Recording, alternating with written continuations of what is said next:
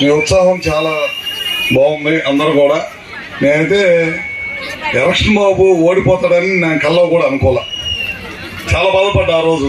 ఎందుకంటే 2.5 సంవత్సరాల ముందు చంద్రబాబు నాయుడు గారు ఈ ప్రాంతంకి వెళ్ళి తిరిగి కష్టపడి తిరిగి ఎట్టి పరిస్థితుల్లో ఈ ప్రాంతంలో సీటు గెలవాలంటే కొద్దిగా స్వల్పంతో ఓడిపోయాడు.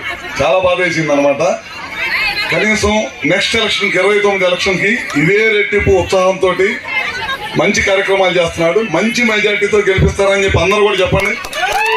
ఎట్టి పరిస్థితుల్లో ఈ గడ్డమైనా ఎట్టి పరిస్థితుల్లో 2029లో తెలుగుదేశం పార్టీ జెండా ఎగరాల్సిందే. అవునా? గెలిపిస్తారా? అదేవిధంగా దర్శి కూడా ఈసారి ఖచ్చితంగా గెలవాలి. ఎందుకంటే 12కి 10 సీట్లు గెలిచాం పోయినసారి. ఈసారి తెలుగుదేశం పార్టీ 12కి 12 సీట్లు గెలవాలి. అందరూ కూడా ఇదే ఉత్సాహంతో పనిచేయాలి. మేము కూడా ఇచ్చిన మాట ప్రకారం అన్ని కూడా ఆ రోజు మన నాయకుడు చంద్రబాబు నాయుడు గారు కానీ, లోకేష్ గారు కానీ, పవన్ కళ్యాణ్ గారు కానీ, మన ప్రధానమంత్రి గారు కానీ ఏదైతే ఎలక్షన్ ముందు చెప్పామో ఆ కార్యక్రమాలన్నీ కూడా చూసా తప్పకుండా మేమందరం కూడా చేస్తాము. మీరు కూడా రేపు ఎలక్షన్కి వచ్చేటప్పటికి మళ్ళీ మన ముఖ్యమంత్రి నారా చంద్రబాబు నాయుడు గారిని ఎట్టి పరిస్థితుల్లో మళ్ళీ ముఖ్యమంత్రి చేయాల్సిన అవసరం ఈ రాష్ట్రానికి ఉంది. స్వర్గీయ నందమూరి తారక రామారావు గారు విగ్రహావిష్కరణ చేసుకున్నాం. ఇవాళ తెలుగుదేశం పార్టీ వ్యవస్థాపకుడు దాదాపు 9 నెలల్లోనే పార్టీ పెట్టి అధికారంలోకి తీసుకొచ్చిన ఏకైక వ్యక్తి ఈ దేశంలో ఎవరన్నా ఉన్నారంటే అది స్వర్గీయ నందమూరి తారక రామారావు గారు ఒక్కడికే జరిగింది. ఇంకెవరు కూడా వల్ల కాలేదన్నమాట. మహిళలకి ఆస్తులో సమాన హక్కు కానీ, ఆ రోజుల్లో 2 రూపాయల కిలో బియ్యం కానీ, పేదవాడికి ఇల్లు కానీ, 1 కాదు 2 కాదు ఈ కార్యక్రమాలు ఒక ఇవాళ కూడా ఆ కార్యక్రమాలు తీసేయకుండా కొనసాగిస్తున్నారంటే అది ఎన్టీఆర్ దూరదృష్టి. ఆ రోజు ఆయన పెట్టిన కార్యక్రమాలు ఇవాళ కూడా కొనసాగుతున్నాయంటే ఏ పార్టీ ఉన్నా సరే ఆయన పెట్టిన కార్యక్రమాలకు తీసే ధైర్యం ఏ పార్టీ కూడా లేదనమాట. అంత మంచి కార్యక్రమాలు చేసిన వ్యక్తి ఎవరన్నా ఉంటే స్వర్గీయ నందమూరి తారక రామారావు గారు. ఇవాళ మన ఊరు నడిబొడ్డున ఆయన విగ్రహాన్ని ఆవిష్కరించుకున్నాం.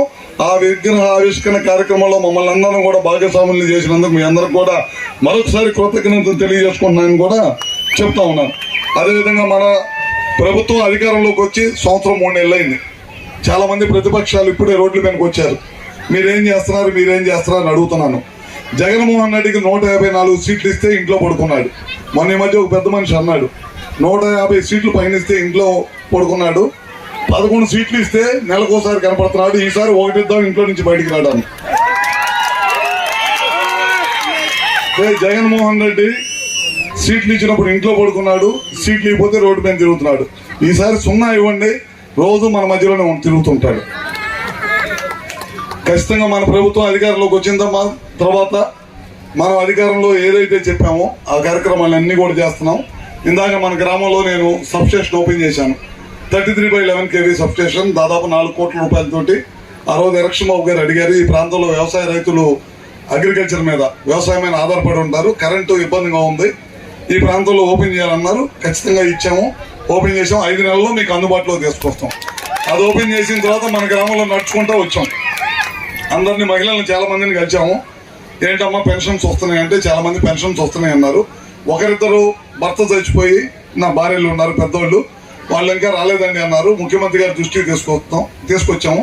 తొందరలోనే ఆ పెన్షన్స్ అన్నీ కూడా గడిచిన వైఎస్ఆర్ ప్రభుత్వం 19 నుంచి ఇప్పుడు దాకా ఒక్క పెన్షన్ కూడా ఇవ్వాల. ఆ పెన్షన్స్ అన్నీ కూడా ముఖ్యమంత్రి గారి దృష్టిలో ఉంది.